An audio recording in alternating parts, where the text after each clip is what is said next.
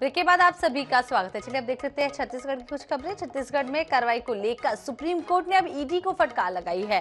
शीर्ष कोर्ट ने कहा है कि ईडी प्रदेश में भय का माहौल न बनाए। सुप्रीम कोर्ट ने ये टिप्पणी छत्तीसगढ़ सरकार की एक याचिका पर सुनवाई करते हुए की है। वहीं अब पूरे मामले को लेकर राजनीतिक दलों में प्रतिक्रिया भी सामने आने लगी है। मुख्यमंत्री भूपेश बघेल ने कहा है कि ईडी भाजपा के एजेंडे को पूरा करने में लगी है। लोगों को दफ्तर बुलाकर डराया धमकाया जा रहा है। इससे सभी विभागों का काम भी प्रभावित हो रहा है। वहीं पीसीसी चीफ मोहन मरकाम ने कहा है कि जहां विपक्ष की सरकार है वहां भाजपा केंद्रीय एजेंसियों का उपयोग कर रही है। मरकाम ने ईडी से यह भी कहा है कि आप जांच करिए, लेकिन हमारे नेता और अधिकारियों को मारने पीटने का काम ना करें। इधर पूरे मामले पर पूर्व नेता प्रतिपक्ष धर्मलाल कौशिक ने कहा है कि ईडी की कार्रवाई से प्रदेश में भय का माहौल नहीं है, बल्कि लोग खुश हैं। भ्रष्टाचारी पकड़े जा रहे हैं, इसलिए लोग बेहद खुश हैं।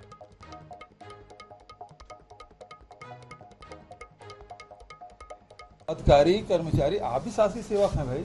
यहाँ भी जो काम कर रहे हैं विभिन्न विभागों, वो भी शासकीय सेवक हैं। उनके साथ दुर्व्यवहार कर रहे हैं, मारपीट कर रहे हैं, खाना नहीं दे रहे हैं, सोने नहीं दे रहे हैं। ये थर्ड डिग्री जो टार्चर कर रहे हैं वो तो गलत है, और उसके कारण से सभी विभागों के कार्य प्रभावित हो रहे हैं। भारतीय जनता पार्टी जो मूल उद्देश्य है उसकी पूर्ति ईडी कर रही है कि यहाँ सरकार अच्छी काम कर रही है।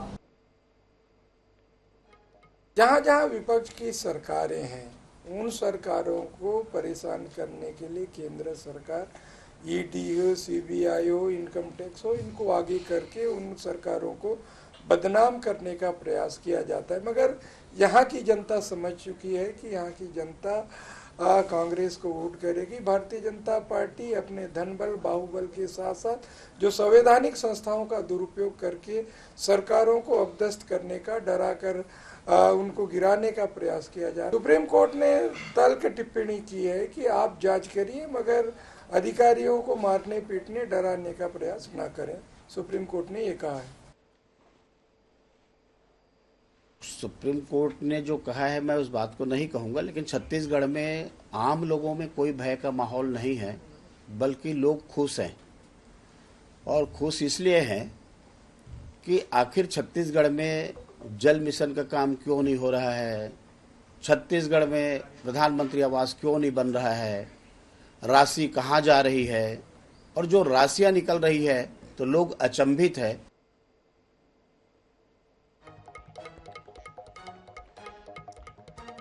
छत्तीसगढ़ में मिशन 2023 की बिसात बिछने लगी है। कांग्रेस और भाजपा एक दूसरे को घेरने में कोई भी कसर नहीं छोड़ रहे हैं। बीसीसी अध्यक्ष मोहन मरकाम ने बीजेपी पर निशाना साधते हुए कहा है कि भारतीय जनता पार्टी गौठान और चावल पर झूठे आरोप लगा रही है। वहीं बीजेपी वालों को कर्नाटक चुनाव से सबक लेना चाहिए। झूठे आरोप लगाकर चुनाव नहीं जीता जा सकता। मरकाम ने कहा है कि छत्तीसगढ़ सरकार पूरी पारदर्शिता के साथ काम कर रही है। शराब घोटाले के आरोप पर पलटवार करते हुए पीसीसी चीफ ने कहा है कि राजस्व बड़ा है, फिर घोटाला कहां से आ गया। इसके अलावा मरकाम ने कहा है कि सत्ता और संगठन में कोई बदलाव की स्थिति नहीं है, कोई खींचातानी की बात नहीं है।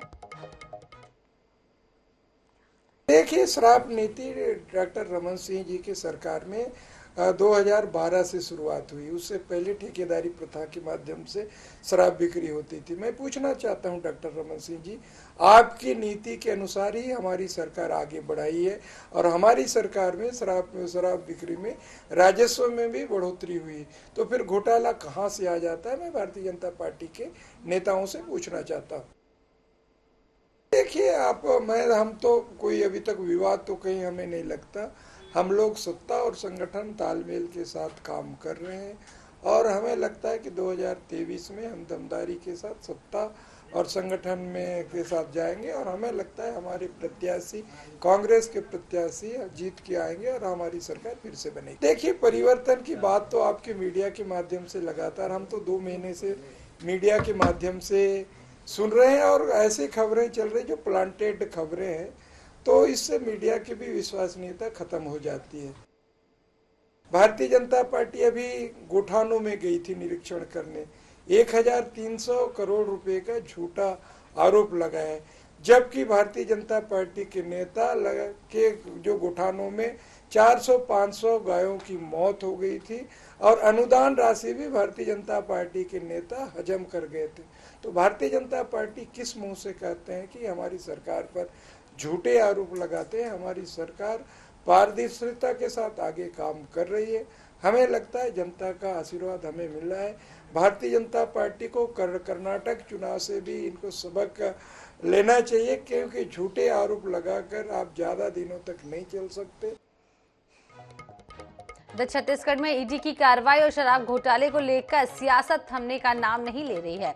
शराब मामले में भाजपा की प्रेस कॉन्फ्रेंस के जवाब में अब कांग्रेस ने भी ईडी की कार्रवाई को लेकर प्रेस कॉन्फ्रेंस की है।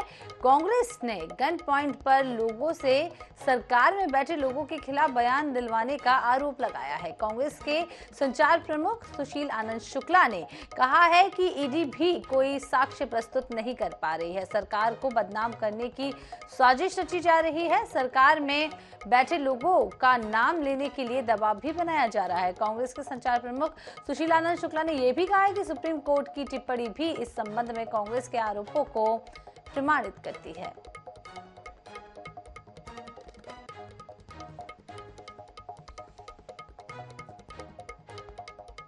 इधर छत्तीसगढ़ में 1 जून से लेकर 3 जून तक राष्ट्रीय रामायण महोत्सव का आयोजन होने जा रहा है।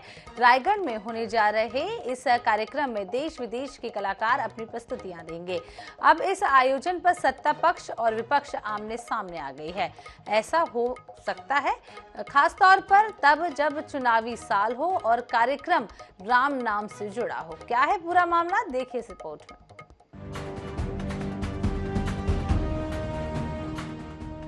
चुनावी साल में सियासी वैतरणी पार करने की जुगत में लगे सियासी दल धर्म और संस्कृति को अपने अपने तरीके से परिभाषित कर रहे हैं। राज्य की कांग्रेस सरकार रायगढ़ में राष्ट्रीय रामायण महोत्सव का आयोजन कर इसका श्रेय लेने की कोशिश में है, तो भाजपा सरकार की मंशा पर ही प्रश्न चिन्ह उठा रही है।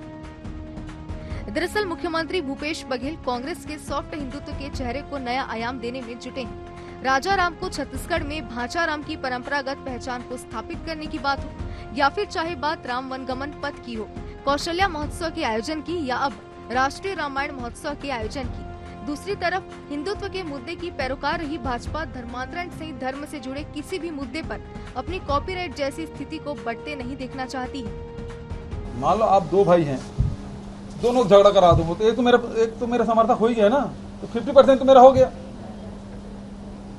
ये थ्योरी में ये चल रहा है पूरे देश में।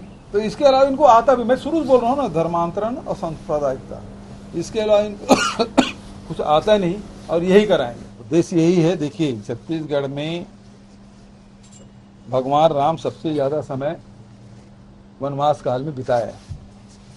ये उनका ननिहाल भी है। राम वनगमन पर्यटन परिपथ भी बना रहे हैं। रामायण प्रतियोगिता भी हम लोगों ने कराए और ये रामायण महोत्सव हम लोग करा रहे हैं, जिसमें देश के विभिन्न राज्य के कलाकार आएंगे, उसमें प्रस्तुतियां देंगे। पहले भी हम लोगों ने अनेक बार बोला है, जो राम को छोड़ दिया उसको कोई नहीं बचा सकता। और शायद राष्ट्रीय रामायण मेला का जो आयोजन चुनाव को देखते हुए उनको लगा कि चुनाव आ रही है, इसलिए मेला कराना चाहिए, भगवान राम के गुणगान गानी चाहिए, लेकिन उसमें उनकी श्रद्धा और भक्ति भी चाहिए। केवल कार्यक्रम करने और दिखावा करने से कुछ नहीं होगा। बहरहाल चुनावी साल में धार्मिक आयोजनों और धार्मिक आस्था से जुड़े विषय सुर्खियां बनते दिखाई दे रहे हैं। ऐसे में विकास और जनता से जुड़े जमीनी मुद्दे दरकिनार नहीं होने चाहिए। इस बात की अपेक्षा सियासी दलों से अवश्य है। रही बात धर्म की सियासत का, तो आने वाले समय में इसके प्रभाव का भी आकलन हो ही जाएगा। रायपुर से INS 24/7 के लिए गौरव शर्मा की रिपोर्ट। इधर पूर्व मुख्यमंत्री डॉक्टर रमन सिंह के यहां मंगलवार की रात भाजपा नेताओं का जमावड़ा लगा रहा। पूर्व सीएम ने छत्तीसगढ़ भाजपा के शीर्ष नेताओं को अपने निवास पर डिनर के लिए आमंत्रित किया था। डिनर में शामिल होने वाले आला नेताओं में प्रदेश प्रभारी ओम माथुर, सह प्रभारी नितिन नवीन, क्षेत्रीय संगठन महामंत्री अजय जामवाल प्रमुख रहे। प्रदेश अध्यक्ष अरुण साव, नेता प्रतिपक्ष नारायण चंदेल, पूर्व मंत्री ब्रजमोहन अग्रवाल, पूर्व मंत्री अजय चंद्राकर, पूर्व मंत्री केदार कश्यप, वरिष्ठ नेता गौरी शंकर अग्रवाल समेत अन्य भाजपा नेता भी डिनर पर पहुंचे थे। डिनर में शामिल होने पहुंचे सभी नेताओं का पूर्व सीएम ने स्वागत किया। डिनर के बहाने नेताओं की मुलाकात के साथ छत्तीसगढ़ की वर्तमान राजनीतिक परिस्थितियों पर भी चर्चा की गई।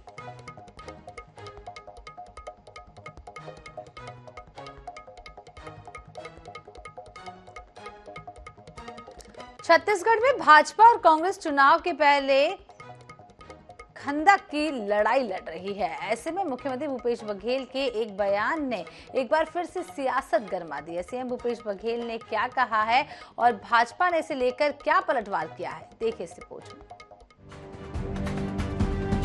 छत्तीसगढ़ में भाजपा प्रदेश सरकार पर हमलावर है। कांग्रेस सरकार पर प्रदेश में धर्मांतरण से लेकर लव जिहाद और गौठानों में अव्यवस्था को लेकर निशाना साध रही है।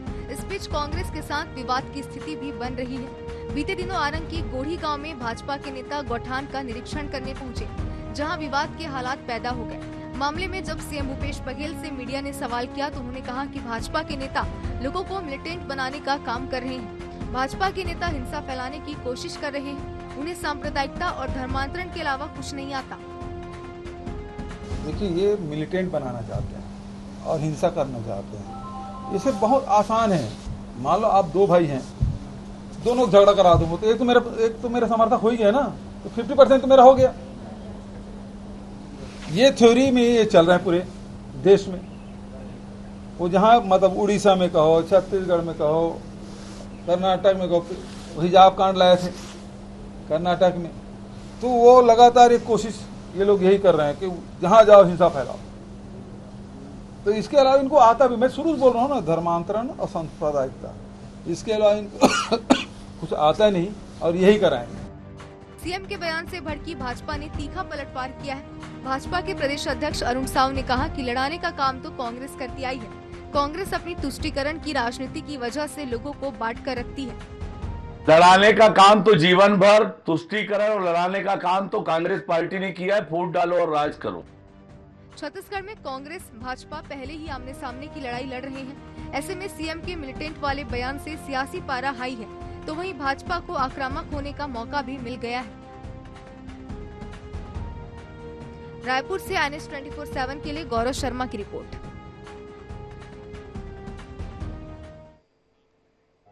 बिलासपुर स्मार्ट सिटी के अंतर्गत किए गए कार्यों के उद्घाटन कार्यक्रम में केंद्रीय जनप्रतिनिधियों को आमंत्रित नहीं करने पर नाराज पूर्व मंत्री अमर अग्रवाल ने कलेक्टर को ज्ञापन सौंपा है और कहा है कि स्मार्ट सिटी प्रोजेक्ट के अंतर्गत किए जा रहे बड़े प्रोजेक्ट के उद्घाटन या शिलान्यास कार्यक्रम में केंद्रीय मंत्रियों को नहीं बुलाया जाएगा तो कार्यक्रम नहीं होने देंगे।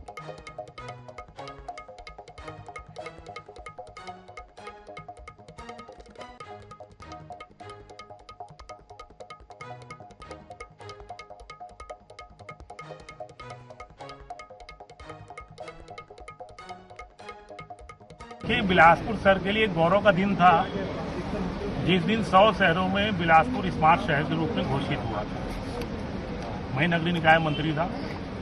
4000 करोड़ रुपए का प्रोजेक्ट हमने बनाया था। पूरे समय 5 साल का चला गया।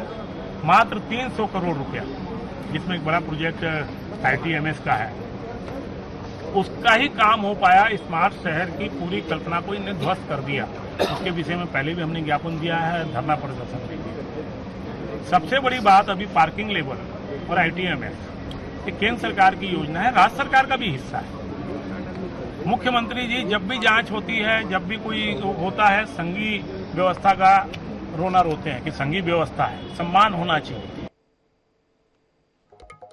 रायगढ़ नगर निगम में कांग्रेस पार्षदों का अंतर्कलह थमने का नाम नहीं ले रहा है। महापौर और पार्षदों के बीच विकास कार्यों को लेकर खींचातान पर कांग्रेस पार्षदों की आपस में नाराजगी इस कदर बढ़ गई है कि अब रायगढ़ विधायक को मध्यस्थता करने की नौबत आ पड़ी है। बुधवार को रायगढ़ के सर्किट हाउस में विधायक प्रकाश नायक के नेतृत्व में गुप्त बैठक बुलाई गई जो करीब 4 घंटे चली। हालांकि इस बैठक को रायगढ़ विधायक ने विधानसभा चुनाव की तैयारी से जोड़कर बताया है।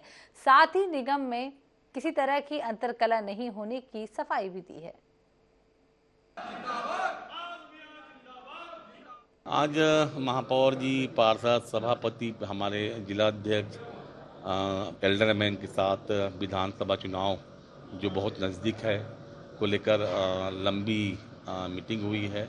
हम लोग वार्ड वाइज तैयारियों की जायजा लिए हैं। कुछ पार्षद मेरे पास आए और बोले कि हमको इसी तरह छत्तीसगढ़ में पुनः बहुत बहुमत की सरकार बनाना है और कांग्रेस पार्टी को मजबूत करने के लिए रायगढ़ में हमारे विधायक प्रकाश नायक का हाथ मजबूत करने के लिए एक बैठक करनी चाहिए, और जिसको लेकर मैंने माननीय विधायक जी से, माननीय महापौर जी से, माननीय सभापति जी से चर्चा की और आज हम लोग यहाँ बैठक किए हैं। इसमें हमने वार्ड वाइज समीक्षा की है कि कहाँ पे विकास कार्य कुछ रुके हुए हैं, कहाँ पे कुछ मदद की आवश्यकता है, कौन से आवश्यक कार्य हैं जिसको कांग्रेस पार्टी चुनाव से पहले कर सकती है। सारंगगढ़ के जनकपुर गांव में मनरेगा में भ्रष्टाचार का मामला सामने आया है, जहां भूमि समतल कराने को लेकर मनरेगा योजना में स्वीकृति हो गई है, जिसमें बिना काम कराए सरपंच ने फर्जी मास्टर रोल बनाकर राशि गबन कर ली। मामले की शिकायत गांव के लोगों ने जनपद सीईओ से की थी, जिसके बाद सरपंच ने काम पूरा कराया है। वहीं पूरे मामले को लेकर ग्रामीणों से बात की हमारे संवाददाता ने। पिलाईगढ़ जिले के बरमकला ब्लॉक में इन दिनों भ्रष्टाचार के भेंट चढ़ी हुई है। भ्रष्टाचार जो हो रहे मनरेगा योजना को लेकर के यहाँ पे काफी चर्चा के विषय बना हुआ है।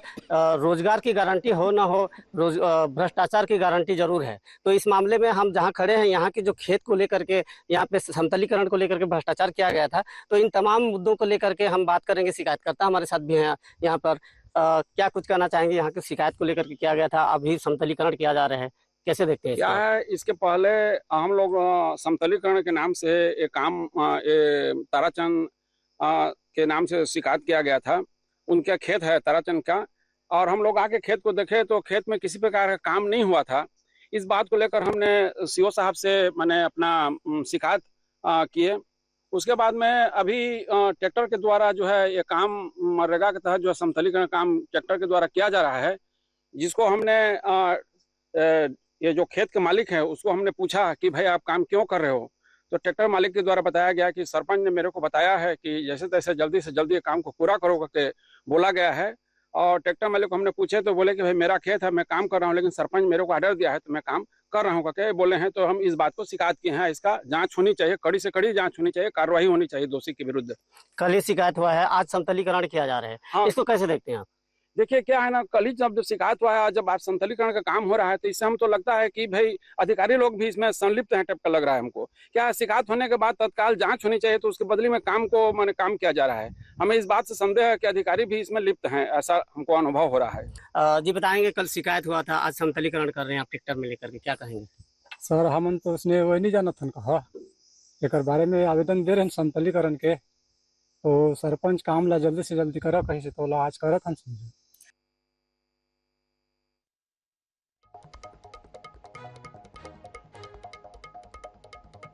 इधर बिलासपुर से नागपुर के बीच वंदे भारत की जगह तेजस एक्सप्रेस चलाने का फैसला रेलवे ने 3 ही दिन में पलट दिया। दरअसल वंदे भारत में यात्रियों की संख्या लगातार कम होती देख रेलवे ने वंदे भारत के स्थान पर तेजस चलाना का फैसला किया, लेकिन आनन फानन के लिए गए इस फैसले को स्थगित करते हुए रेलवे ने वंदे भारत को कम बोगियों के साथ चलाने का नया फरमान जारी कर दिया। आखिर रेलवे को क्यों करने पड़ रहे हैं ऐसे फैसले और क्या है उलझन, समझिए इस रिपोर्ट में।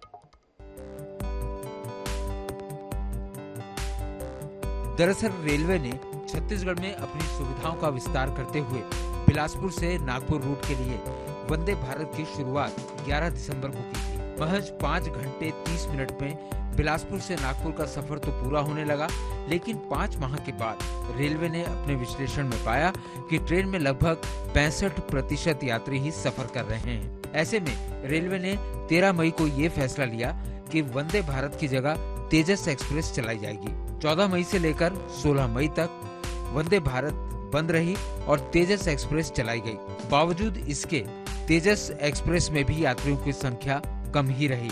आखिरकार रेलवे ने फिर से वंदे भारत चलाने का फैसला किया है।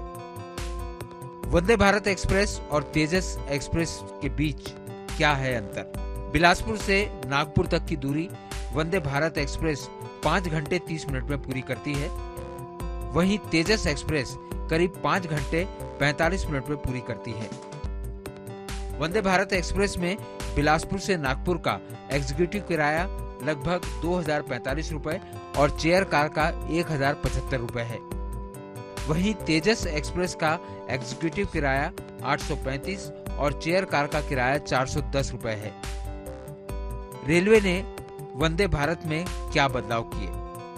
अब 8 बोगियों के साथ चलेगी वंदे भारत एक्सप्रेस। पहले होती थी 16 बोगियां। नए रैक में 1 एग्जीक्यूटिव क्लास और 7 चेयर कार रहेंगी।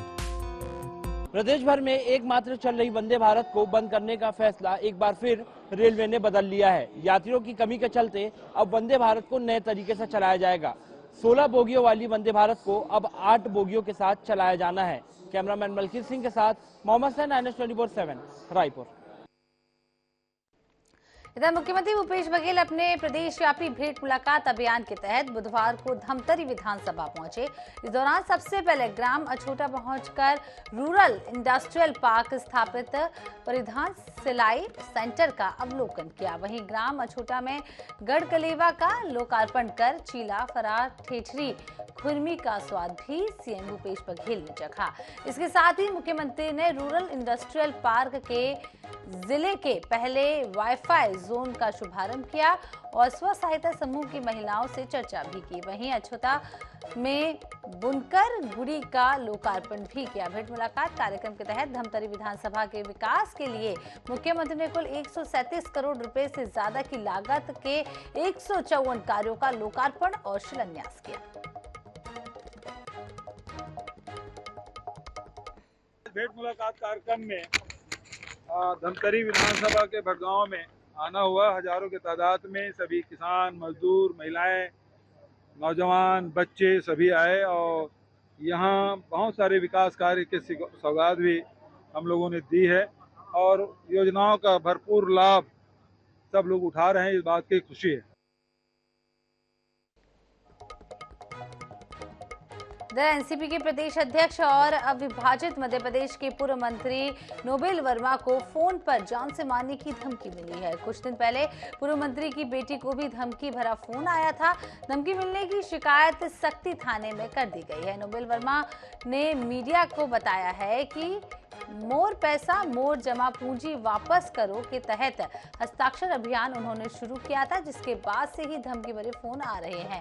पूर्व मंत्री के निजी सुरक्षा अधिकारी ने पुलिस से घटना की शिकायत लिखित में की है, जिसके बाद पुलिस ने जांच शुरू कर दी है। बता दें कि नोबेल वर्मा वर्तमान में एनसीपी के प्रदेश अध्यक्ष और अविभाजित मध्य प्रदेश के समय 1993 से लेकर 1998 तक कांग्रेस के विधायक और राजस्व मंत्री भी रहे हैं। इसके बाद 2003 से लेकर 2008 छत्तीसगढ़ में चंद्रपुर विधानसभा में एनसीपी के एकमात्र विधायक बने।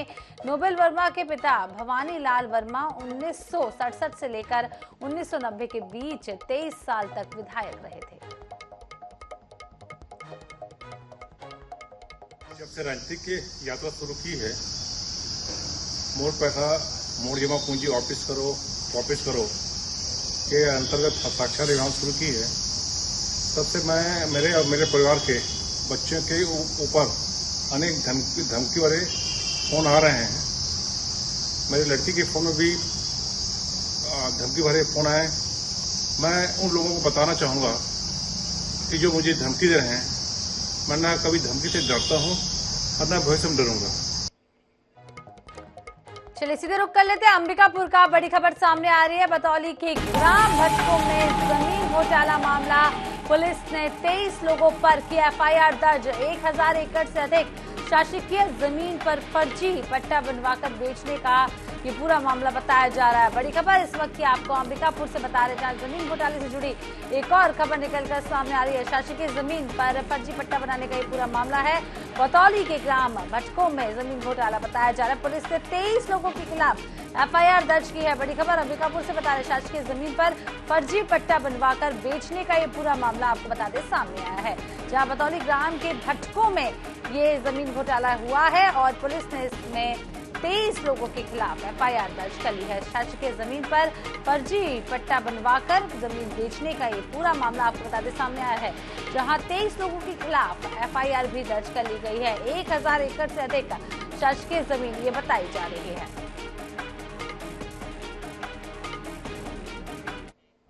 इसी के साथ इस बुलेटिन में इतना ही। देखते रहिए NH 24/7। नमस्कार।